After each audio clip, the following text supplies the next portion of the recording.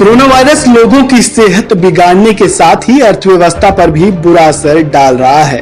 Virus के फैलाव को रोकने के लिए देश भर में लॉकडाउन जारी है, जिस वजह से काम धंधे बंद है, जिसके चलते देश को भारी नुकसान भी उठाना पड़ रहा है। भले ही लॉकडाउन की वजह से कोरोना वायरस कम हुआ हो, लेकिन अर्थव्यवस्था की रफ्तार कम हो गई है।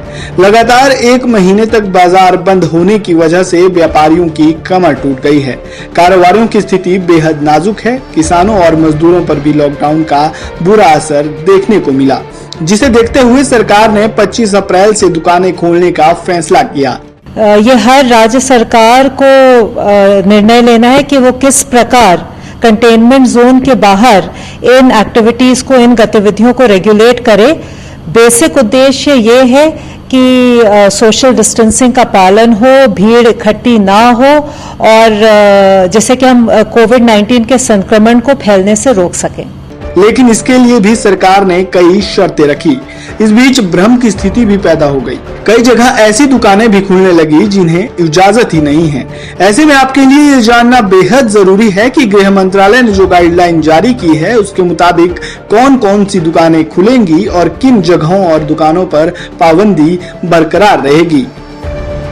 गृह मंत्रालय ने जो गाइडलाइन जारी की है, उसके मुताबिक किराना की दुकानों को राहत दी गई है। इसके अलावा लॉकडाउन के दौरान रिहायशी परिसरों, गली मोहल्लों में दुकानें खोलने की अनुमति दी गई है, जिनमें शहरी इलाकों की रिहायशी कॉलोनियों के परिसरों और गली मोहल्ले की दुकानों को खोलने की अनुमति दी गई है। तो वहीं ग्रामीण इलाकों में शॉपिंग मॉल को छोड़कर सभी दुकानों को खोलने की अनुमति दी गई है। नगर निगमों और नगर पालिकाओं की सीमा में बाहर स्थित पंजीकृत बाजारों की दुकानों को भी खोला जा सकता है।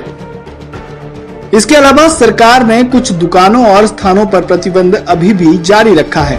ऐसे में गृह मंत्रालय ने जो गाइडलाइन जारी की है, उसके मुताबिक जो दुकानें बंद रहेंगी, उनमें बड़े बाजारों में स्थित दुकानों को अभी खोलने की अनुमति नहीं है।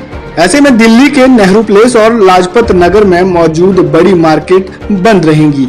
हेयर सैलून को भी खोलने का आदेश नहीं दिया गया है। सभी तरह के मॉल और शॉपिंग कॉम्प्लेक्स बंद रहेंगे। सभी तरह के बार और क्लब को भी बंद रखा जाएगा। साथ ही साथ गांव हो या शहर और अन्य उत्पादों की बिक्री पर प्रतिबंध जारी रहेगा। तंबाकू और गुटखे की बिक्री पर पहले की तरह प्रतिबंध जारी रहेगा। हॉटस्पॉट और नियंत्रण वाले क्षेत्रों की दुकानों को खोलने की अनुमति नहीं दी गई है। गृह मंत्रालय ने यह स्पष्ट कर दिया है कि जिन इलाकों को कंटेनमेंट जोन घोषित कर दिया है, वहां दुकानें नहीं खुलेंगी, चाहे वो शहरी इलाका हो या फिर ग्रामीण इलाका। हॉटस्पॉट वाले इलाकों में किसी भी तरह की दुकान नहीं खुलेगी। इसके लिए अभी भी आपको इंतजार करना होगा। सरकार ऐसा कोई कदम नहीं उठाना चाहती है जिससे इस जानलेवा वायरस को फैलने में मदद मिले। गृह मंत्रालय ने जो गाइडलाइन जारी की है, उसके मुताबिक जिन दुकानों को खुला रखने की छूट दी गई है, उनके लिए गृह मंत्रालय ने कुछ नियम निर्धारित किए हैं और 3 शर्तें रखी है। ऐसे में हर दुकानदार को ये शर्तें मानना बेहद जरूरी है। गृह मंत्रालय के मुताबिक दुकानदारों को सोशल डिस्टेंसिंग के दिशा निर्देशों का अनुपालन करना होगा। सिर्फ 50% कर्मचारियों के साथ ही काम लिया जा सकेगा। इन दुकानों के कर्मचारियों के लिए मास्क पहनना अनिवार्य होगा।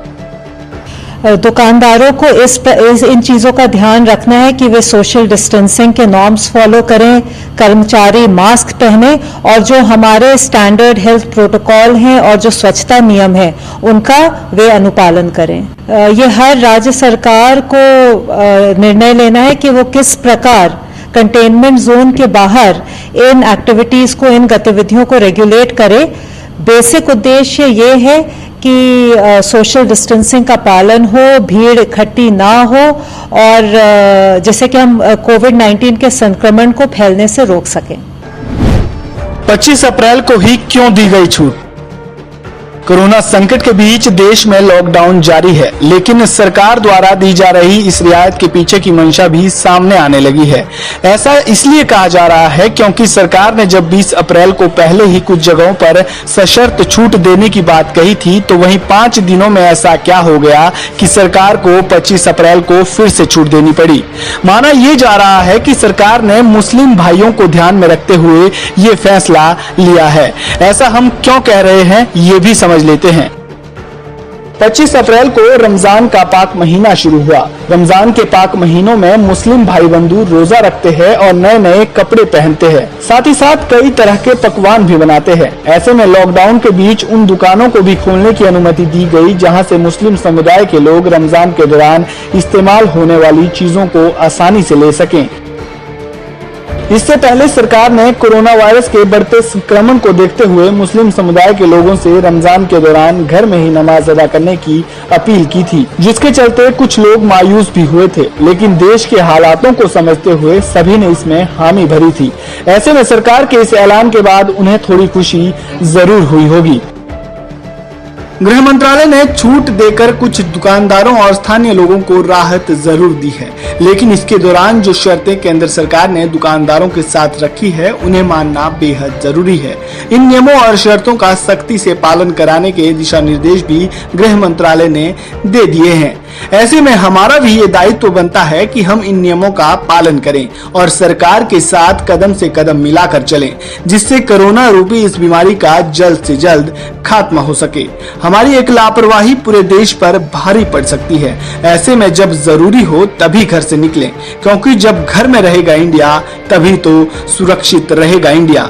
Bureau report, AB Star news.